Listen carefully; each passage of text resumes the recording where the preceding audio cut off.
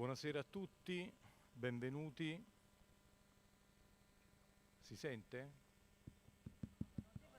No.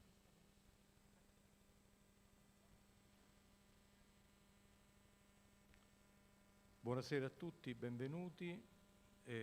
Sono molto lieto di essere qui, si dice sempre, ma è un po' una casualità, perché io, ahimè, non sono più direttore a tempo pieno della Biblioteca Marciana, ma da un po' di mesi sono direttore della Biblioteca Nazionale Centrale di Roma. Per una settimana al mese sono qui. Una delle ragioni per cui questa settimana sono qui è anche questa conferenza di quest'oggi. Non potevo mancare a un evento che vede della musica, peraltro, che viene fatta in questo meraviglioso salone, poi con la presenza di tanti amici e su un argomento interessante quale la riproposizione della presentazione di questa bellissima mostra che non ho avuto occasione di vedere in quel di Parma per l'anno della cultura che ha visto Parma capitale, il 2021, e quindi sono lieto di poter ripercorrere questo percorso artistico-culturale che così mirabilmente ha coniugato il barocco parmense, che conosco bene per altre vie, per altre questioni, con la città della Repubblica Serenissima, perché appunto andiamo a parlare di un'opera realizzata per un importante matrimonio farnese da un veneziano, di cui ascolteremo alcune musiche che presumo siano peraltro inedite, forse in prima esecuzione, ma questo lo dirà il collega amico Paolo Dacol, che parlerà dopo di me, del Conservatorio Benedetto Marcello, con la contemporaneità, perché appunto questa mostra prevedeva delle importanti installazioni di artisti contemporanei nella cornice meravigliosa di quella che fu la pescheria farnesiana. Questa commistione pure di barocco, antichità e moderno la potete vedere perfettamente rappresentata e duplicata in questa sala, che durante i periodi di Biennale e non solo ospita spesso, negli ultimi anni con grande continuità, opere e installazioni di artisti contemporanei affiancate alle meravigliose tele del Tintoretto, del Veronese, di tutti gli artisti della metà del Cinquecento, del secolo d'oro della pittura veneziana, insieme a Tiziano, che vedete in cima al vestibolo con la Sapienza. E appunto vedete qui riprodotta questa bella commistione di antico e moderno, che pure è un po' l'idea che è alla base di questa mostra.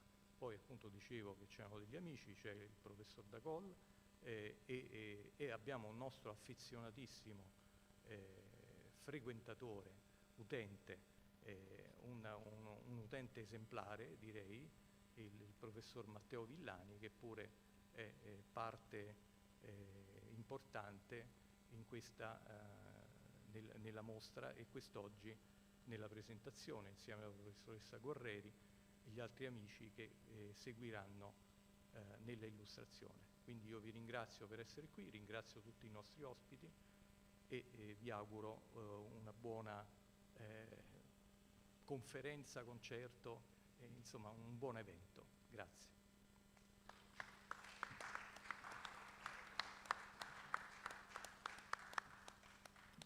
Dottoressa.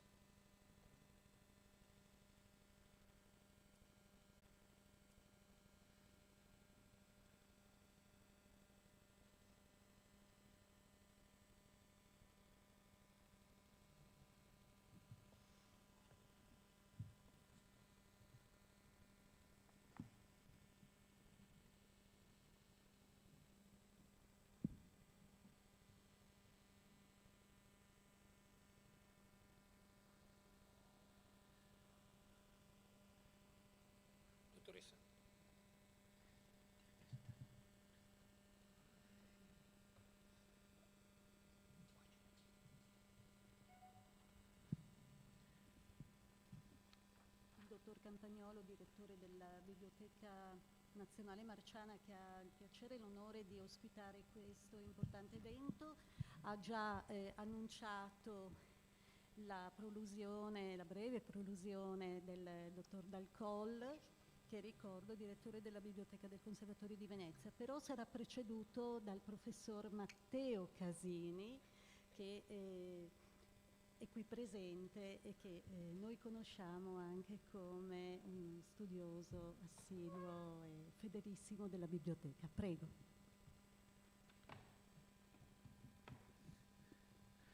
Bene, vi ringrazio, ringraziamo tantissimo il direttore della Marciana, Stefano Campagnolo, poi naturalmente la dottoressa Margherita Venturelli, che ha svolto un'operazione molto importante di preparazione, di gestazione di questa bella occasione. Ringrazio tutti quanti a voi di essere venuti. L'idea di questa grande mostra, che è stato un momento, a mio parere, molto importante dei 2 anni praticamente di Parma Capitale della Cultura, era venuta un po' da delle conversazioni di qualche anno fa fra me e Simonetta a proposito di un evento che io stavo un po' scoprendo, ci stavo lavorando per un articolo che uscirà a breve sull'immagine di Venezia al di fuori di Venezia, nelle altre grandi capitali d'Europa, e una festa barocca già molto nota alla storiografia, che è quella del maggio-giugno 1690 a Parma, le nozze di Odoardo Farnese con Sofia di Neuburg, figlia di uno dei più importanti elettori imperiali. Ecco, questa festa la conoscevo già da tanto tempo, però approfondendone lo studio, perché avevo avuto alcune diciamo, informazioni che mi avevano molto incuriosito, questa festa si presentava ai miei occhi come fortemente dominata da Venezia. E quindi da qui è nata questa idea di riproporre questa Gloria d'amore. Gloria d'amore è uno degli spettacoli, forse l'apice, il momento principale di tutte queste grandi celebrazioni che durano 2 settimane, coinvolgono l'intera città di Parma. Ecco, questa Gloria d'amore, grazie alla mostra di Artlife, è rivissuta 330 anni dopo.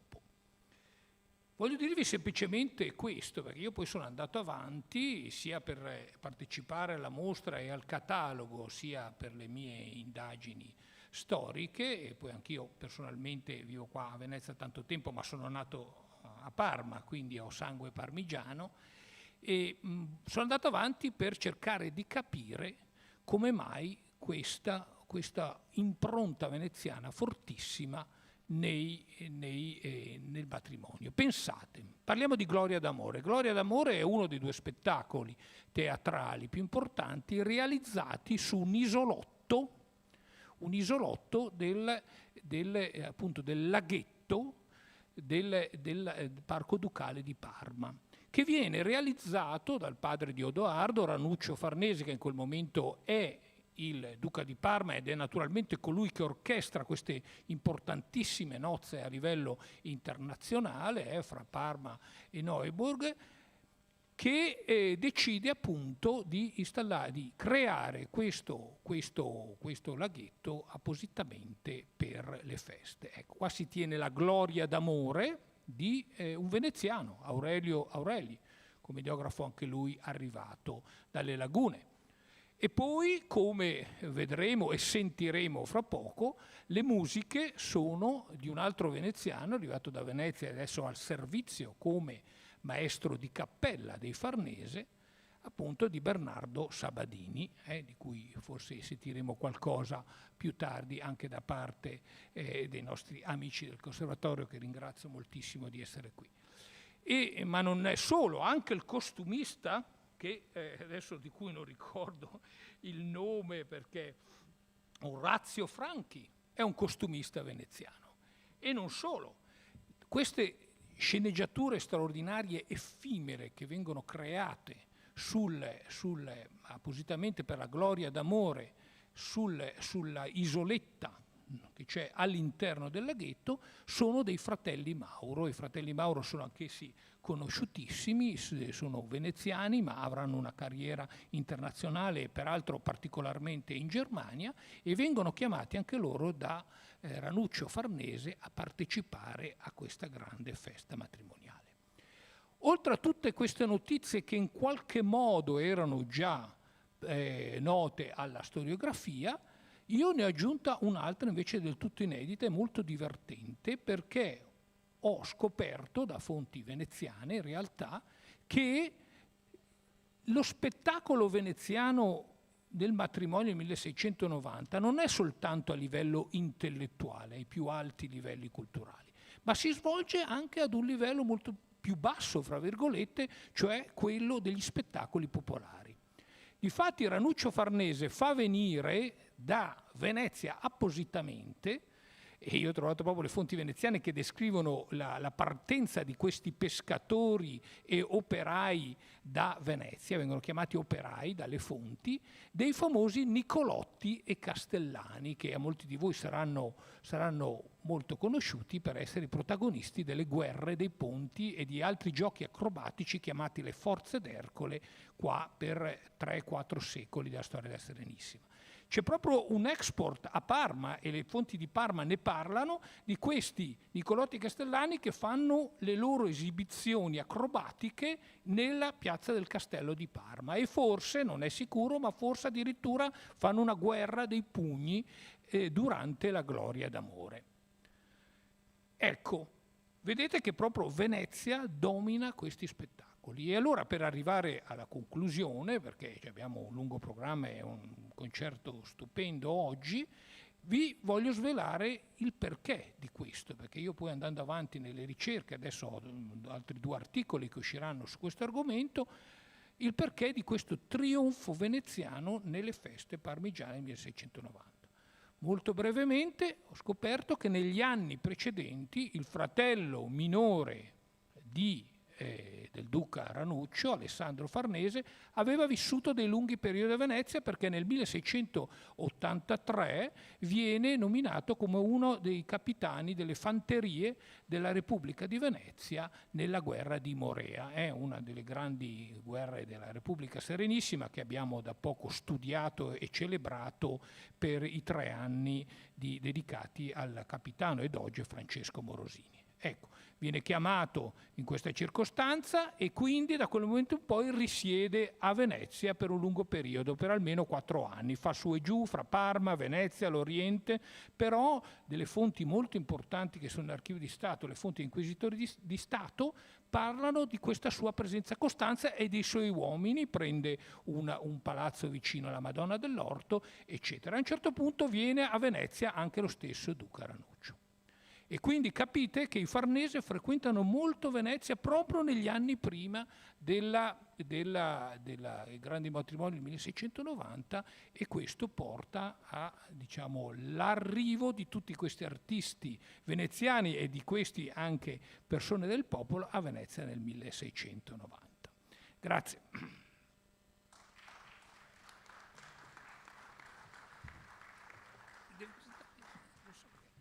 Presento allora io il prossimo ascoltatore, che si chiama il dottor Paolo Del Col, direttore della Biblioteca del Conservatorio di Venezia. Grazie.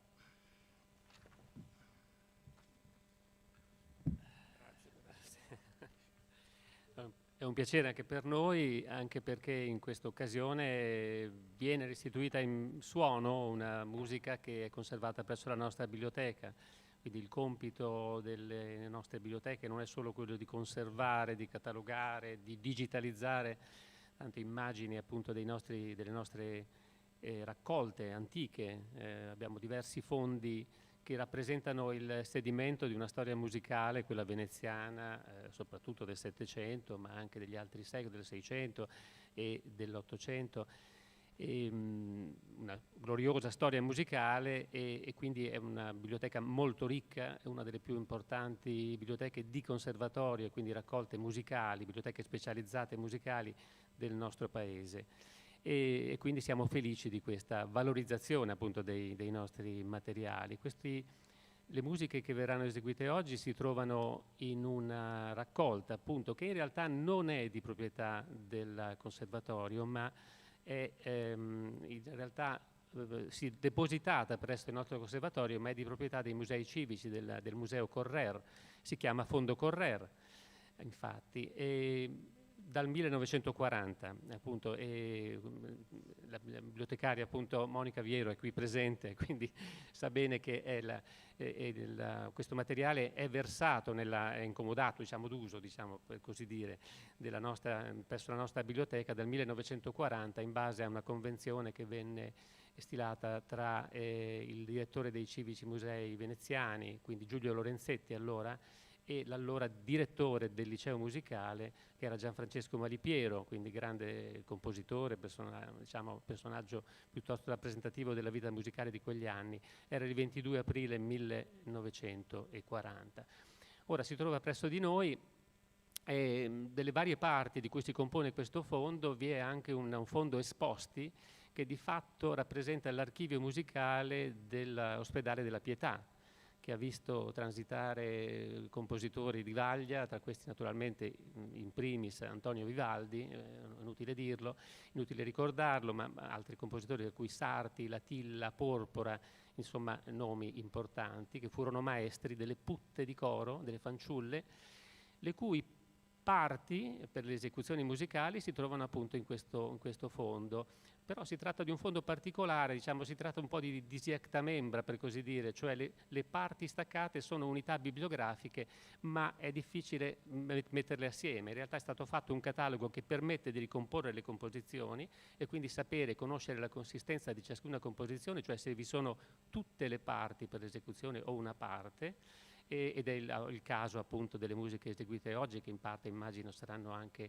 state, diciamo, in qualche modo ricostruite perché fossero eseguibili, ed è un fondo molto importante. Noi ci auguriamo che sia possibile digitalizzarlo, perché potremmo ricostruire virtualmente quello che non è possibile fare fisicamente, quindi mettere insieme tutte le parti staccate di ogni singola composizione. E questa raccolta comprende i libri appunto delle putte di coro. Ricordiamo ad esempio il libro di Anna Maria, che era una celebre violinista, e con tutti i concerti scritti per lei da Antonio Vivaldi per violino Viola d'amore, quindi è un libro ben rilegato in cuoio, che molti visitatori, molti musicologi vengono a studiare per la sua importanza. E poi ricordiamo che in questo fondo è anche conservato l'unico autografo vivaldiano in Venezia. Sapete che gran parte delle musiche autografe di Vivaldi si trovano a Torino, alla Biblioteca Nazionale, ma qui abbiamo l'unico autografo, che è un'aria mirabile, l'aria Sovvente il sole, da un pasticcio, da una serenata pasticcio, cioè una serenata composta da vari compositori, Andromeda liberata. Ma ora lascerei la parola alla mia collega, la dottoressa Silvia Urbani, appunto, che ha collaborato proprio per identificare le musiche che verranno eseguite quest'oggi.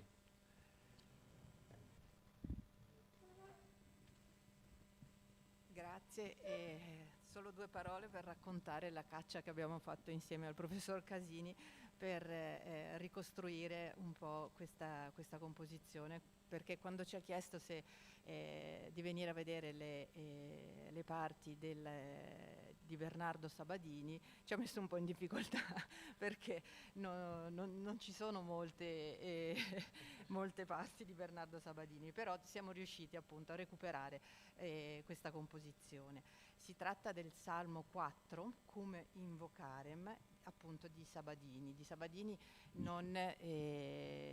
abbiamo delle notizie piuttosto scarne, fino a quando non viene assunto appunto, non ha avuto l'incarico alla corte di Parma. Non possiamo escludere però che sia stato anche maestro di strumenti proprio all'Ospedale della Pietà fra gli anni 1662 e 1672.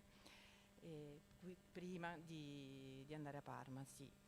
Di questa composizione appunto sono sopravvissute soltanto 4 parti, quattro parti vocali, la parte del soprano primo, la parte del contralto primo e del contralto secondo, la parte del basso. Non deve sorprendere questo tipo di organico che prevede anche il basso, perché appunto nei documenti degli ospedali viene attestata la presenza di voci gravi, sia di tenori che di basso.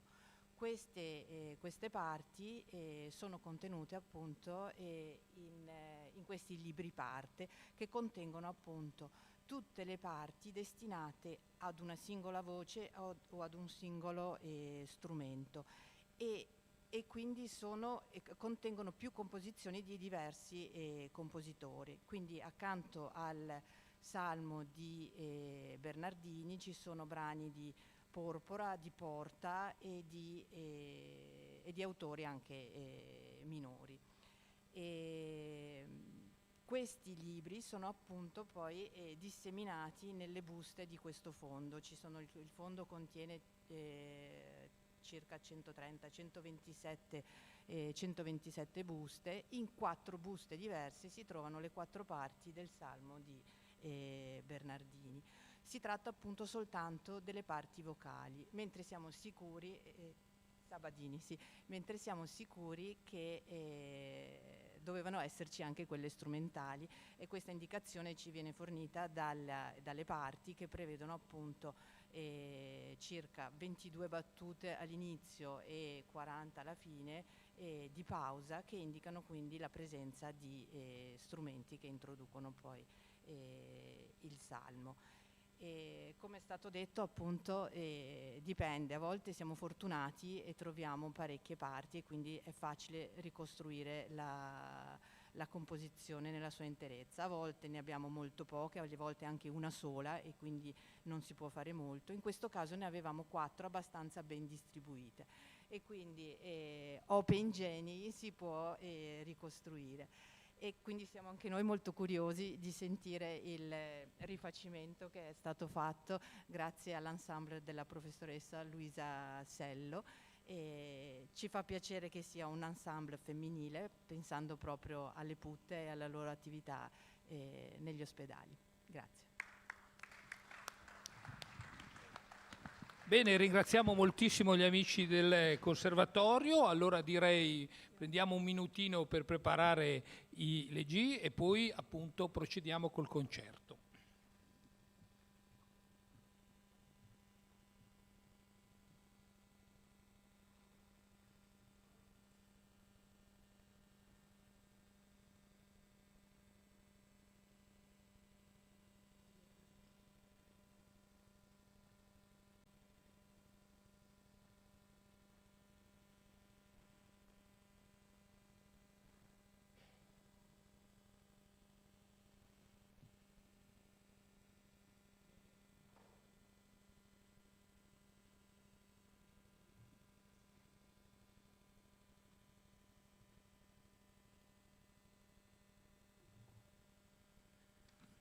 Benissimo, allora siamo veramente contenti, come avrete capito dalla presentazione dei nostri amici del Conservatorio. Si tratta ormai non più della prima, ma solo della seconda volta, a meno che loro non l'abbiano eseguito altrove, questo non lo sappiamo. La prima volta in assoluto è stata la mostra di Parma, ma qua dovrebbe essere la seconda, quindi accogliamo i nostri amici Luisa Selle e Lea Gane, vi leggo i nomi, che purtroppo non vedo per colpa Zanea Bazzi, Veronica Bortotte, Sara Brumette e Ieta Gergari. Ho pronunciato bene? Ecco.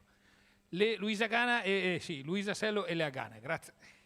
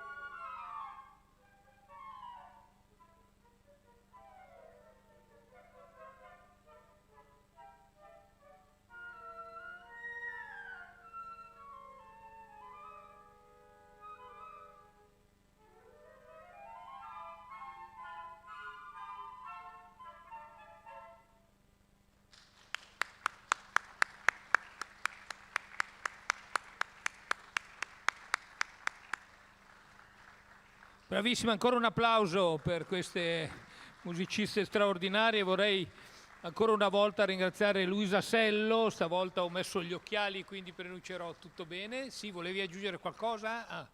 Stavolta mi sono messo gli occhiali così sono sicuro di... Ah sì, volentieri, sì, scusate.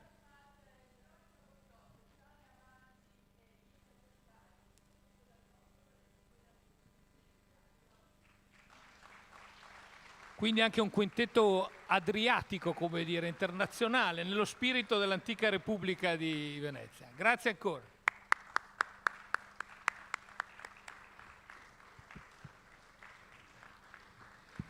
Benissimo, allora adesso invito gli amici della seconda parte a venire a sedersi qua con noi. Adesso entriamo proprio nel vivo, dopo la parte storica e musicale della mostra che si è tenuta, della mostra contemporanea. Invito quindi anche gli altri due amici che parleranno adesso a venire qua con noi.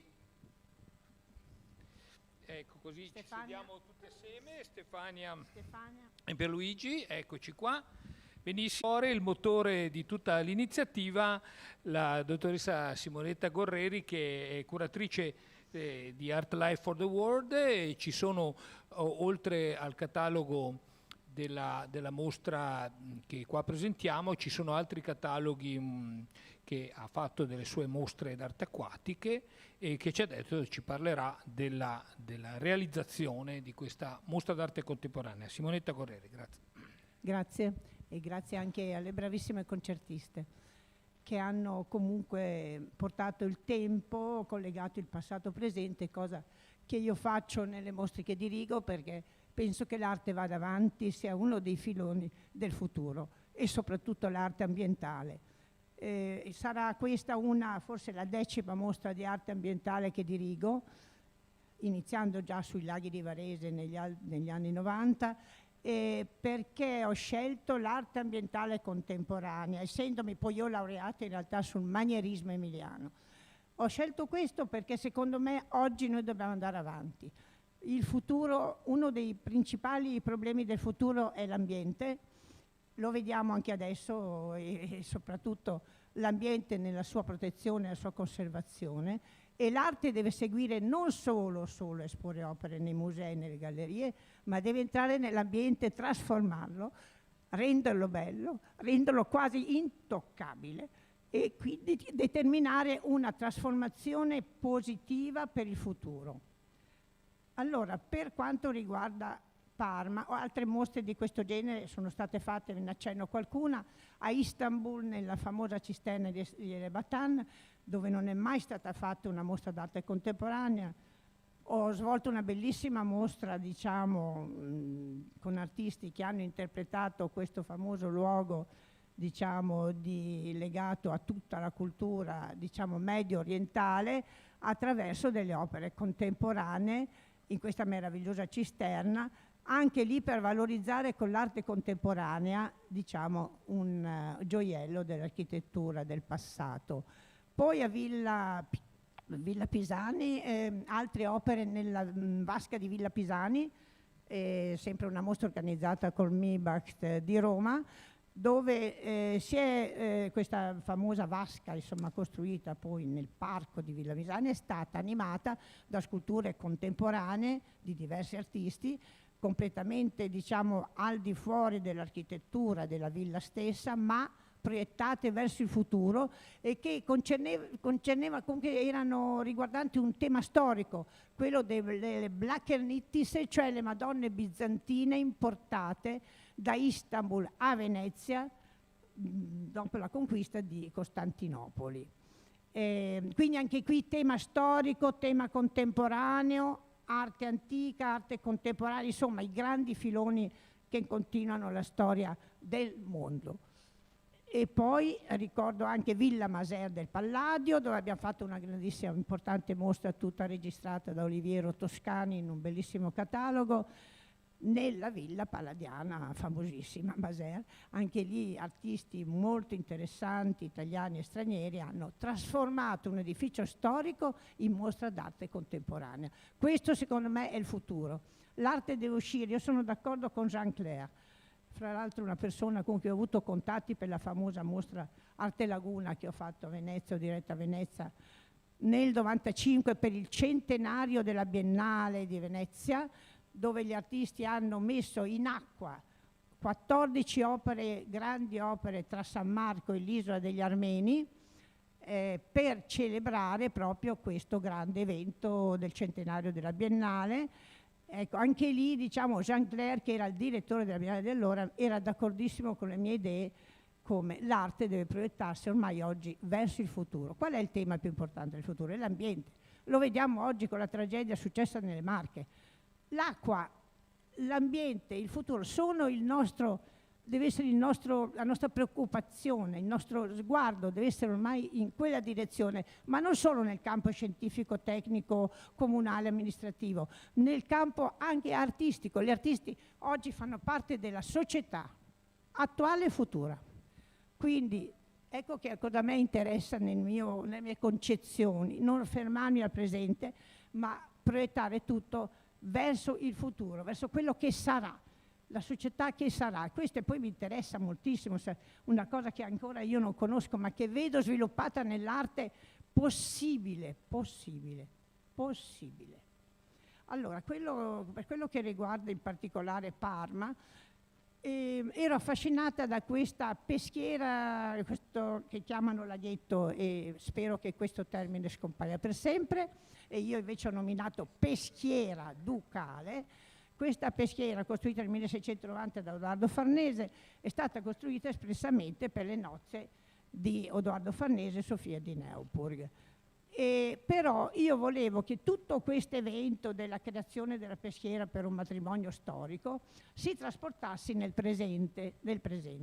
E ho invitato le artiste, fra l'altro ringrazio moltissimo, sono qui presenti, che adesso poi citerò, a creare opere, perché tutte le opere delle mie mostre sono create espressamente per quel luogo. Non sono opere che uno ha già e che porta lì, sono opere create per quel luogo specifico, a preparare opere che trasformassero quella peschiera storica in un luogo contemporaneo con le problematiche contemporanee. E ci sono state delle problematiche contemporanee, Ve lo dico subito perché.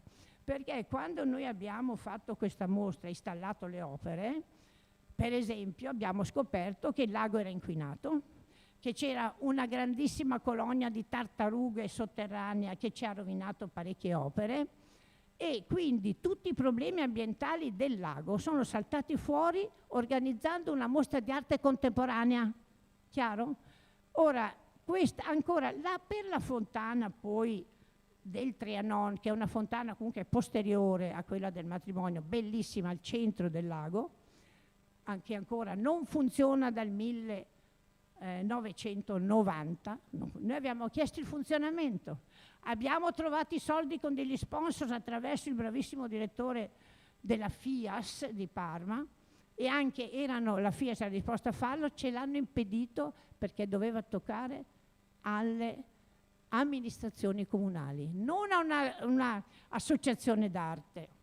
Attenzione, attenzione, errore psicologico gravissimo, perché a quest'ora la fontana funzionerebbe, invece non funziona ancora, chiaro? Quindi questo svela l'arte oggi, anche le mancanze della società contemporanea, e le mancanze dell'arte e le mancanze vengono portate avanti da un discorso veramente puramente estetico. Quindi l'estetica non è inutile, l'estetica è fondamentale, l'estetica è una parte del nostro secolo, del nostro tempo verso il futuro, e svela anche ciò che c'è di negativo nella società, perché l'arte è positiva. Allora, lasciami parlare. Per il lago di Parma sono state quindi esposte le opere delle seguenti artiste, cioè praticamente diversi artisti che hanno interpretato a loro modo il matrimonio Farnese, ovviamente in un modo contemporaneo, e quindi dell'artista Giulia Artico, che è un'artista friulana che lavora spesso nelle mie mostre e lavora solo con materiali naturali, col fieno, e ha anche fatto 2 famosi violoncelli per il famosissimo violoncellista friulano che insomma fa concerti in tutto il mondo e che lavora quindi e vive anche in un modo ecologico, anche questo molto importante. Poi ci sono state altre opere importanti del Dams Art di Milano, che lavora attraverso tessuti fatti ancora quasi a telaio, delle lunghe strisce colorate bellissime. Poi ci sono le artiste molto brave, Antje Menzer, un po' difficile per me da dire in straniero, che ha presentato questa stupenda statua della principessa, della festeggiata davanti alla splendida Fontana Farnese. C'è stata la Marie Hugo, francese, nipote di Victor Hugo, che ha coperto il lago di queste ninfee in plastica bianca che di notte si illuminavano, illuminando quindi tutta la superficie acquea. Petra Levi Osborne, invece dalla Germania, ha ricreato il banchetto nuziale in un modo originalissimo, attraverso un banchetto completamente geometrico con i piatti dipinti a mano. E quindi abbiamo tutta una serie di opere che vengono riportate al matrimonio ma in una forma futuristica. E questo è il senso delle opere di Water Art e di Art Life for the World. Altre opere le abbiamo già in cantiere, altre mostre, sempre in questa direzione. Ci sarà Torcello, ci saranno altre, sempre però Torcello rivisitato in modo contemporaneo, in modo futuristico. E questo per me è il senso oggi dell'arte, che è un senso non solo individuale, ma sociale, nuovo, diverso, e che può portare alle soluzioni dei problemi, anche, come abbiamo scoperto a Parma, che magari non saranno risolti subito, ma che ci sono, esistono.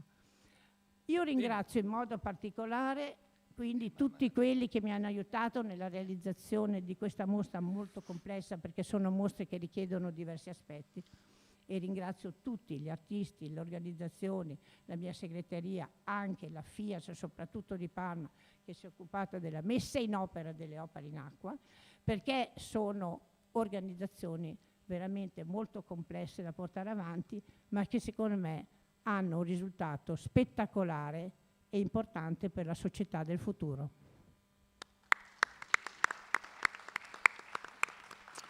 Grazie Simonetta Gorreri, e siamo molto fortunati perché appunto ha appena citato la FIAS di Parma e siamo contentissimi e ringraziamo per l'operazione veramente notevole che lui e tutti i suoi volontari molto entusiasti, molto simpatici che ho conosciuto.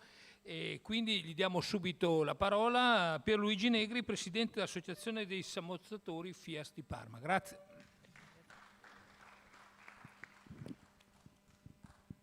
Bene, buonasera a tutti. Confesso di essere un po' emozionato, perché in un ambiente del genere, con un pubblico così, parlare non è facile, ma ce ne faremo una ragione. Ringrazio innanzitutto Simonetta Gorreri per avermi invitato a questa manifestazione, che peraltro mi ha anche un po' stupito, perché un'ambientazione così veramente non è da poco. Desidero portarvi i saluti del vice sindaco di Parma e assessore alla cultura, il dottor Lavaggetto, che si è scusato per non poter essere presente, ma che mi ha incaricato di portarvi un suo messaggio che adesso vi leggerò.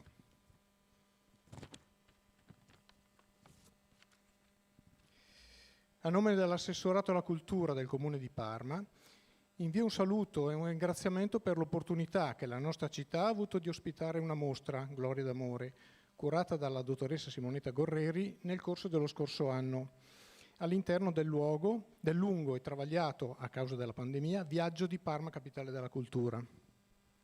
Arte e natura, patrimonio storico, architettonico e ambientale si sono uniti in questa occasione, mostrando alla città le molteplici opportunità che una installazione di grande potere evocativo può offrire in termini di offerta culturale cittadina, turismo e piena valorizzazione di spazi come quello della peschiera del Parco Ducale, storicamente centrali per i parmigiani. L'auspicio è quello di poter tornare a lavorare sulla relazione arte e natura, ambiente e patrimonio culturale. L'arte ha il potere, attraverso le sue suggestioni, di sostenere nuovi immaginari sulle città e sui loro spazi, e questa mostra è stata per Parma l'occasione per tornare a pensare alla valorizzazione di un luogo che merita piena attenzione e cura. Speriamo che sia. La cura dell'arte è stata nel biennio scorso il filo conduttore di Parma, capitale della cultura. Proseguiamo partendo da questo momento di racconto dell'esperienza vissuta per riprendere progettualità dedicate a questo spazio che possono coinvolgere arte e natura. Grazie ancora per questa opportunità. Il Comune di Parma quindi colgo l'occasione di inviare un caloroso saluto a tutti, ancorché in questo modo irrituale. Lorenzo Lavagetto, vice sindaco di Parma e assessore alla cultura.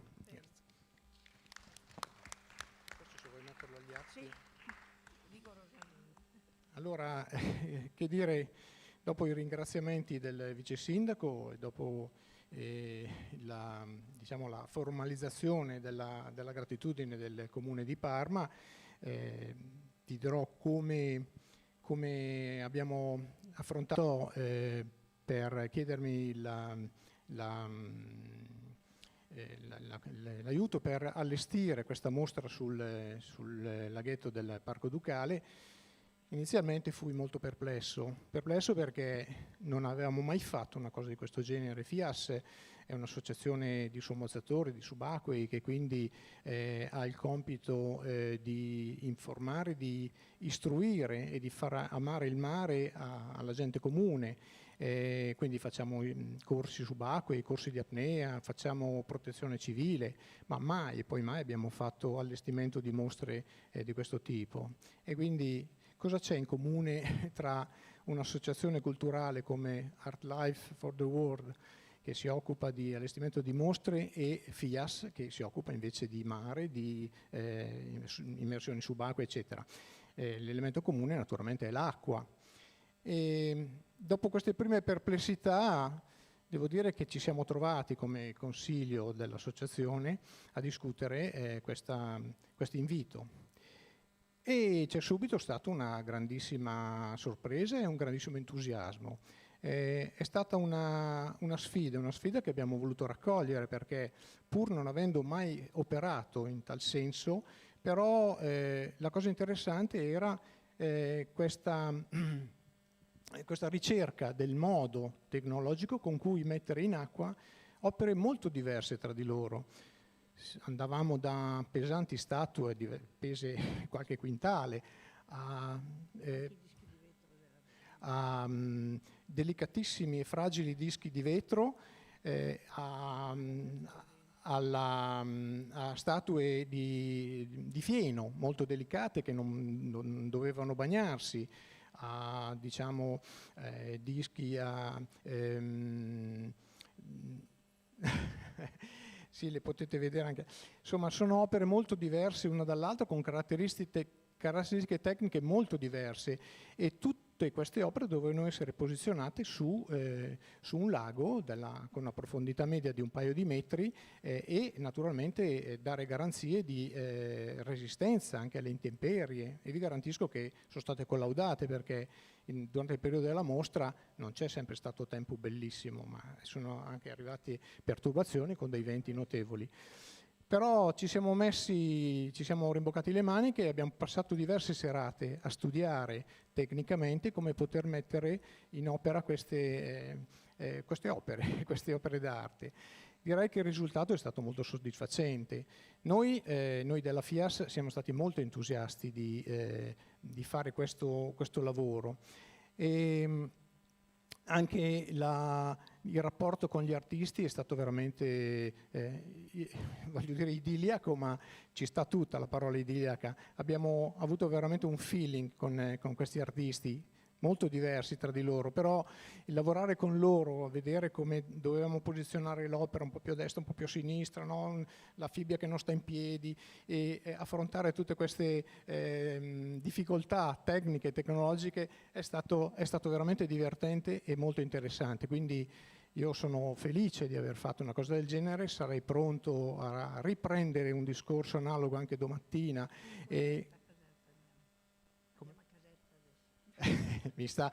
vi annuncerà lei la prossima, la prossima sfida che andremo ad affrontare.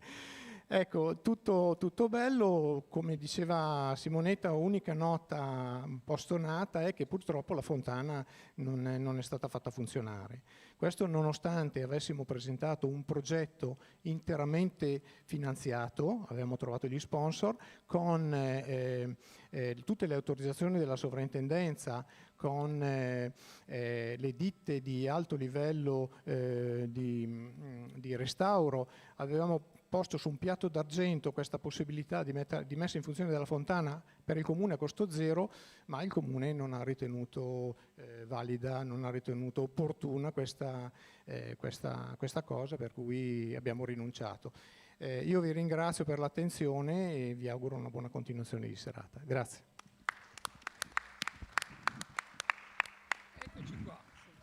Grazie tantissimo per Luigi, è stato, tra l'altro per noi di Venezia è stato veramente un piacere conoscere questi amici di Parma e l'ultima purtroppo, perché il tempo è tiranno, dobbiamo, l'ultima, ma gli ultimi saranno i primi, come si diceva, ecco, la dottoressa Stefania Provinciale, che è critica d'arte e giornalista di Parma e soprattutto ha seguito anche cose precedenti di Simonetta, e, insomma conosce bene il lavoro di Simonetta e ha seguito con particolare attenzione questa cosa. Grazie. Buonasera a tutti, sarò velocissima, però ci sono alcune cose che mi piacerebbe sottolineare. Innanzitutto il coraggio di Simonetta e degli artisti anche di affrontare questa situazione. Perché? Perché Parma è una città molto legata all'antico, ama i Farnese, ama il Ducato. Fra i Farnese e i Borbone c'è stata Maria Luigia, che credo sia la donna più amata di Parma da tutti. E l'arte contemporanea è stata affrontata dopo che si erano allontanate da Parma negli anni 70-80 le grandi gallerie che la promuovevano, è stata affrontata con difficoltà perché solo direi da una ventina d'anni l'amministrazione ha cercato di accostarsi anche alla contemporaneità con alcune mostre, ma in una maniera difficile. E adesso poi vi spiegherò anche perché. È stata coraggiosa Simonetta, perché era la prima volta che in questa peschiera, che i parmigiani chiamano laghetto e non si allontanano da questa definizione, è un loro modo di definirla, non era mai stato fatto alcun intervento d'arte contemporanea. Io credo di aver chiamato nel mio testo di questo catalogo gli artisti Magnifici Sette. I Magnifici Sette per la scelta che ha fatto Simonetta, ma anche perché hanno affrontato, come voi vi ricorderete il film, un intervento difficile un po' per come si presentava il laghetto lo chiamo anch'io laghetto, ma da buona parmigiana così sono abituata a definirlo. Come hanno affrontato la peschiera, perché si sono verificate alcune difficoltà che ben vi sono state presentate, e poi perché sono arrivati a Parma con un intervento d'arte contemporanea veramente nuovo. Io volevo raccontarvi velocemente due cose. Lavorando e seguendo, diciamo, le operazioni di Simonetta sull'acqua con l'arte ambientale, mi è all'improvviso venuto in mente come anche a Parma però le cose stiano cambiando, perché una ventina d'anni fa con un gruppo di artisti avevamo proposto un intervento di arte ambientale in quello che è il torrente Parma verso la sua, diciamo, periferia, cioè avvicinandoci all'Anghirano, ad altre, un intervento di arte ambientale ci avevano preso per pazzi, questo lo devo dire, e questa cosa non era mai stata fatta. Con un avvicinamento, anche se non particolarmente strutturato, a questo tipo di arte, all'arte contemporanea, grazie anche all'ex assessore alla cultura che oggi è il nostro sindaco, le cose sono cambiate.